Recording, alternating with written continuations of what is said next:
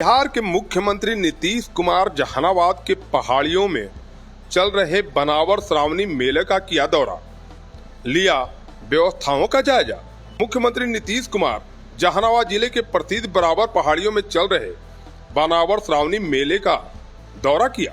इस दौरान उन्होंने मेला परिसर और आसपास के इलाकों का भ्रमण कर संपूर्ण व्यवस्था का जायजा भी लिया। मुख्यमंत्री के दौरे को लेकर प्रशासनिक तैयारियां पहले से ही चाक चौबंद थी। उन्होंने श्रद्धालुओं से बातचीत कर उनकी सुविधा, सुरक्षा, अन्य व्यवस्थाओं की जानकारी ली।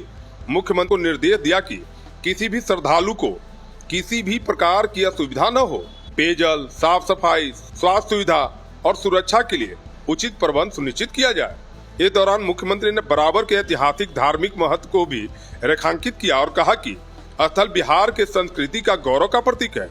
उन्होंने कहा कि बनावर मेले में हर साल श्रद्धालुओं की भारी भीड़ उमड़ती है, इसलिए यहाँ की व्यवस्था में निरंतर सुधार आवश्यक है।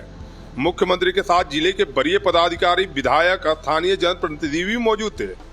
सुरक्षा के पुख्ता इंतजाम किए गए थे। मुख्यमंत्री के दौरे को लेकर आम लोगों में खासा उत्साह देखा गया। उल्लेखनीय है कि श्रावण मास के अवसर पर बनावर की पहाड़ियों में आने वाले बनावर मेला धार्मिक आस्था और पारंपरिक दृष्टि से जीवंत उदाहरण है, जिससे दूर दूर से श्रद्धालु जलाभिषेक और पूजा के लिए आते हैं। क्या तो कि बराबर की गुफाएं जहानाबाद जिले में स्थित है।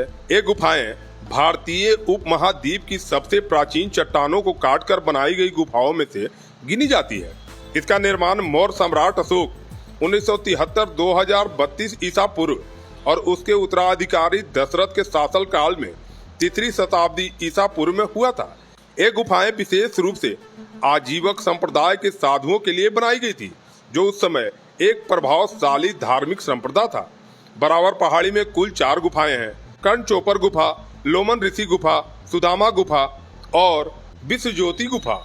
इसमें से सुदामा और लोमस ऋषि गुफाएं वास्तुकला के दृष्टिकोण से विशेष उल्लेखनीय है। लोमस ऋषि गुफा का द्वार स्तूप और चैत्य शैली में बना हुआ है, जो आगे चलकर बौद्ध वास्तुकला का आधार बना। इन गुफाओं की सबसे अनूठी विशेषता है कि इसके चिकना और अत्यंत प्रकृष्ट पॉलिश किया हुआ आंतरिक भाग है। यह मौर्य काल पत्थर की पॉलिश तकनीक का उत्कृष्ट उदाहरण प्रस्तुत करता है। इस तकनीक के कारण गुफाओं के भीतर की दीवारें आईने की तरह चमकती है और ध्वनि गूंजती है, जिससे यह साधने के लिए उपयुक्त स्थान बन जाता था। मुख्यमंत्री नीतीश कुमार ने 2025 के प्रगति यात्रा के दौरान बराबर गुफाएं और उसके आसपास के क्षेत्र के लिए विकास की घोषणा की थी। इसको लेकर 50 करोड़ रुपए की विकास योजना स्वीकृत की दी गई थी। इस योजनाओं का अंतर्गत सीढ़ियों का निर्माण, पर्यटन सुविधाओं का विकास तथा लघु संग्रहालय का पुनर्निर्माण एवं नवीनीकरण शामिल है। बराबर गुफाएं न केवल भारत की प्राचीन संस्कृति विरासत को उजागर करती है, बल्कि मौर्य काल, स्थापना काल कौशल का भी प्रमाण है। यह स्थल इतिहास, कला, धर्म और वास्तुकला में रुचि रखने वाले के लिए अत्यंत महत्वपूर्ण है। निरीक्षण के दौरान मुख्यमंत्री के प्रधान सचिव दीपक कुमार, मुख्यमंत्री के विशेष कार्य पदाधिकारी गोपाल सिंह, मगध क्षेत्र के पुलिस महानिरीक्षक छत्रनील सिंह, जहानाबाद के जिला अधिकारी अलंकृता पांडे, पुलिस अधीक्षक विनीत कुमार सहित अन्य वरीय अधिकारी उपस्थित थे। हमारे मुख्यमंत्री जी विकास पुरुष के नाम से जाने जाते हैं और निश्चित तौर पर जब यहाँ आए हैं, टंडम इनका कार्यक्रम बना, तो निश्चित तौर पर जो यहाँ विकास हो रहा है, बराबर के क्षेत्र में जो विकास हो रहा है, उसे और गति मिलेगा। और मैंने भी माननीय मुख्यमंत्री जी से कहा है कि पटना से बारावर तक और पटना से देवकुंड, बाबा दुधेश्वर नाथ तक और बाबा सिद्धेश्वर नाथ के दरबार तक प्रतिवर्ष लाखों श्रद्धालु पैदल जल चढ़ाने आते हैं और इसके लिए अलग से कांवरिया पथ का निर्माण करने का हम लोगों ने मांग किया है, जिसे माननीय मुख्यमंत्री जी ने सहर्ष स्वीकार करते हुए अपने पदाधिकारियों को कहा है कि इस पर संज्ञान लेते हुए इस पर कार्रवाई करें। और साथ ही साथ कई जहानाबाद की योजनाओं के बारे में मैंने बताने का काम किया है कि इसे करवाना अति आवश्यक है जनहित में। उन्होंने कहा है कि निश्चित तौर पर यह भी काम होगा।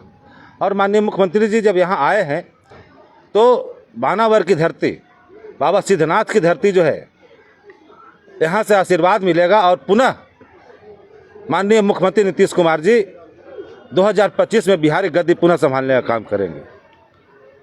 जैसा जानते हैं कि बोध गया के बाद मगध में सबसे लोकप्रिय बानावर पर्यटक स्थल है और यहाँ बाबा सिद्धनाथ का मूर्ति है जो काफ़ी पुराना मंदिर है और 2025 चुनावी वर्ष है।